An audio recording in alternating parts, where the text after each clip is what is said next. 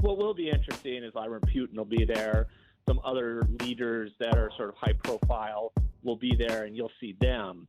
But I don't know if necessarily we're going to be talking about the U.S. as much or the boycott and certainly some of these other things that are happening around the world.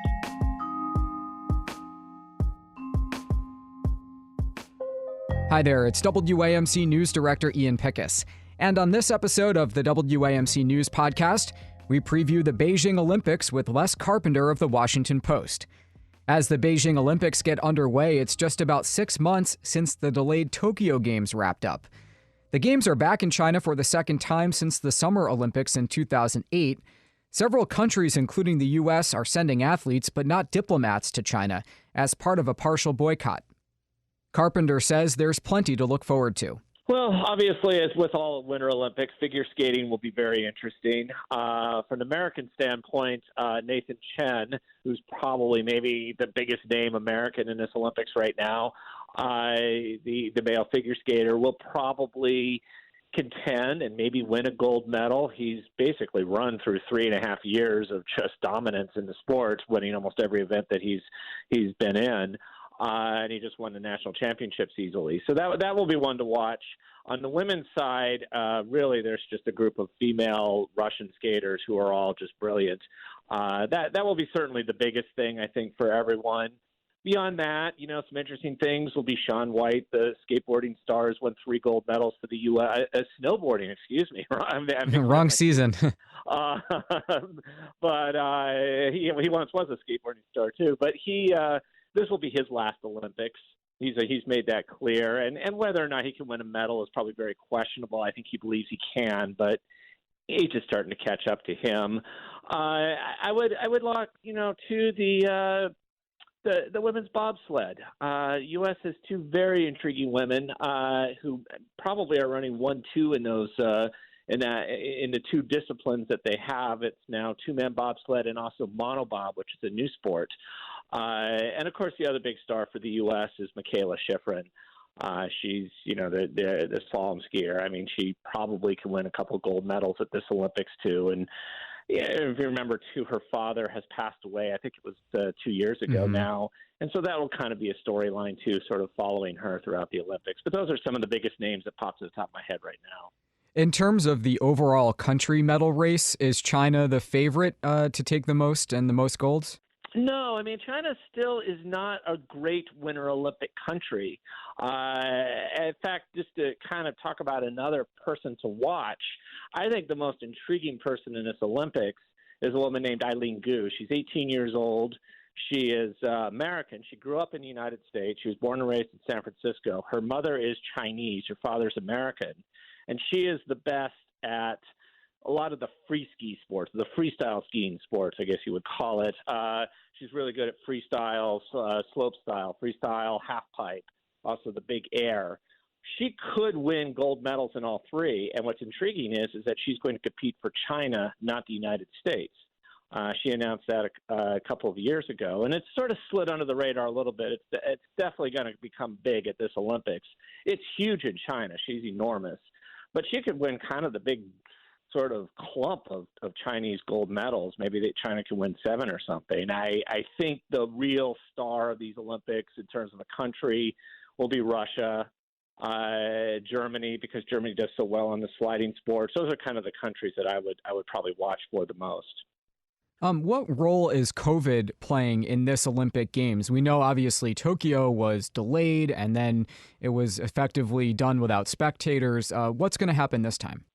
Yeah, it's playing a starring role. China, first of all, is just determined to try to not let the virus come into the country. Now, obviously, Omicron is in China at some level, but China's trying very hard to make sure that this Olympics doesn't become some kind of massive spreader event, much the way Tokyo did, but the restrictions are going to be much, much harsher, I think, in China.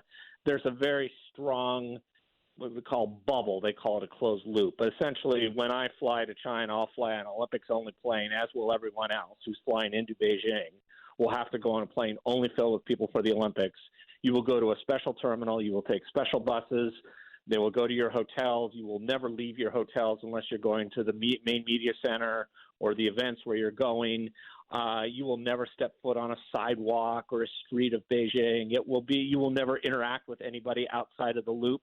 And all your hotel workers, your volunteers, obviously the athletes and all the officials and everything, everyone will be in that same loop, bubble with you, or closed loop as they call it.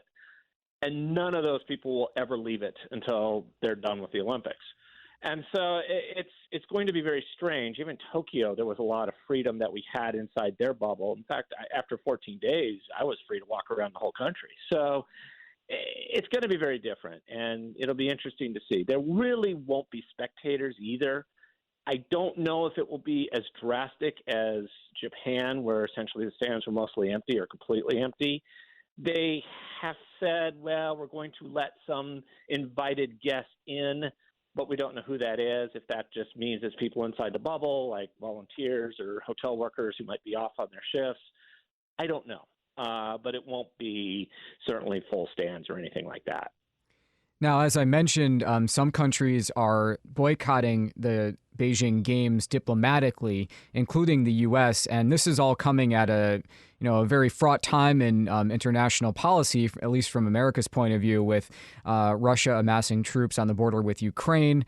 Is any of that going to factor into the experience of the Olympics for people who are participating in it or covering it? That's a good question. I feel like every once in a while at Olympics, this is the kind of sort of, background noise. I think the last time that there was the Olympics in China was when Russia invaded Georgia. And there was a very small but very vocal, passionate Georgian contingent, mostly in sort of wrestling, combat sports, but also a beach volleyball team with two women that were imported basically from Brazil with very loose ties to Georgia. And I remember this incredibly passionate beach volleyball game where the Georgian delegation, it was a very small group, was just like this was their life and death because they were playing Russia.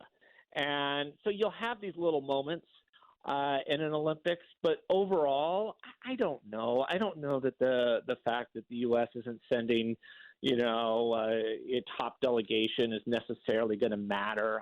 It'll come up a bit maybe at the opening ceremonies, but it's not going to affect the day-to-day. What will be interesting is Vladimir Putin will be there. Some other leaders that are sort of high profile will be there, and you'll see them.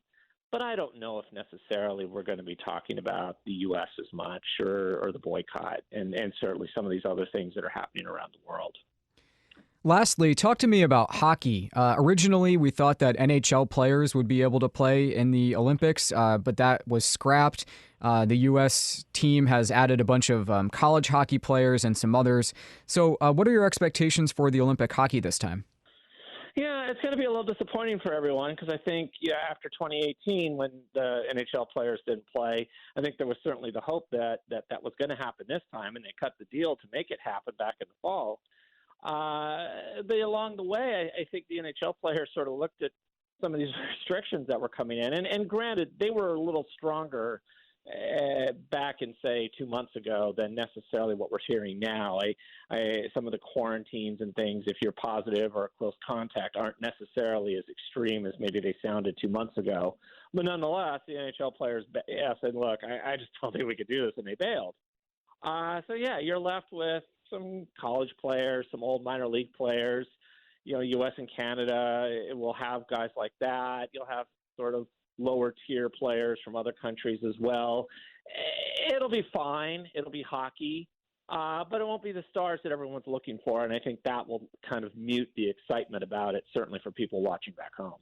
Les Carpenter is covering the Olympics for the Washington Post. Safe travels and enjoy the games. Thank you so much. Well, thank you. All right, that does it for this episode of the WAMC News Podcast. Thanks so much for listening. Until next time, I'm Ian Pickus.